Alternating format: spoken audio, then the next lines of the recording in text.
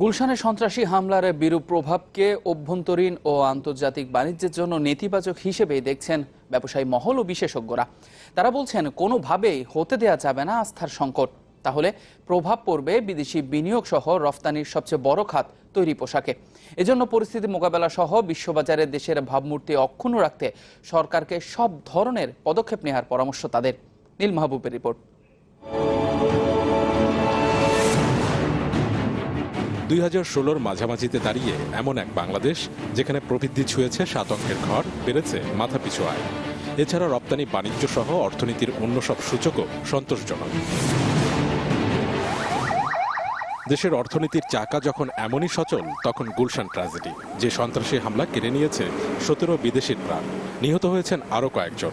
দেশের ইতিহাসে নেক্কারজনক এই হত্যাযজ্ঞের প্রভাবকে অর্থনীতির জন্য নেতিবাচক হিসেবেই দেখছেন ব্যবসায়ী মহল। সম্প্রতিকালের এই ঘটনার জন্য এক্সপোর্টে তো কিছু না কিছু প্রভাব পড়বেই।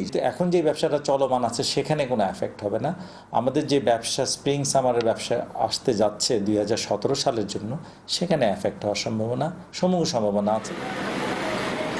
অর্থনীতির বিশ্লেষকরাও বলছেন, রানা প্লাজা দুর্ঘটনা আর হরতাল অবরোধের মতো কর্মসূচি বহির্বিশ্বে সুনাম ক্ষুণ্ণ করেছে বাংলাদেশের। এজন্য গুলশান ট্র্যাজেডিকে বড় সংকট হিসেবে দেখছেন তারা। বলছেন, এই অবস্থা কাটিয়ে উঠতে না পারলে বিদেশি বিনিয়োগে অনিশ্চয়তা সহ বড় প্রভাব পড়বে তৈরি পোশাক খাতে। এর মধ্য দিয়ে নিরাপত্তা বা সন্ত্রাসের ঝুঁকির মাত্রাটা অনেক বেড়ে গেল, এবং এই নিরাপত্তা ঝুঁকির কারণে যেটি হতে পারে প্রথমত সেটি হলো যে আন্তর্জাতিক পর্যায়ে বাংলাদেশের ব্যবসা বা বিনিয়োগ পরিবেশের যে সমস্ত রেটিংগুলো আছে সেখানে তার একটা নেতিবাচক প্রতিক্রিয়া পড়তে পারে, ক্রেডিট রেটিং যেগুলোকে বলে। জনগণকে এটা বুঝতে দিতে হবে যে এটার সাথে ধর্মের কোনো সম্পর্ক নাই। এটা মোটামুটিভাবে এটা হচ্ছে আমাদের সামাজিক উন্নয়ন, অর্থনৈতিক উন্নয়ন, বাণিজ্যিক উন্নয়নের সাথে জড়িত। এখানে যদি আমরা এটা অন্যভাবে দেখি, আমরা আমাদের নিজেদের সর্বনাশ করব। এজন্য কেবল বিদেশি নাগরিকই নয়, দেশের সাধারণ মানুষের বিদ্যমান উৎকণ্ঠা দূর করতে সরকারকে সব ধরনের পদক্ষেপ নেওয়ার আহ্বান দুই বিশেষজ্ঞের। সরকার যদি এটাকে এখানে সীমাবদ্ধ রাখতে পারে বিভিন্ন কার্যক্রমের মাধ্যমে, তাহলে হয়তো আমরা এর থেকে খুব দ্রুত বের হয়ে আসবো।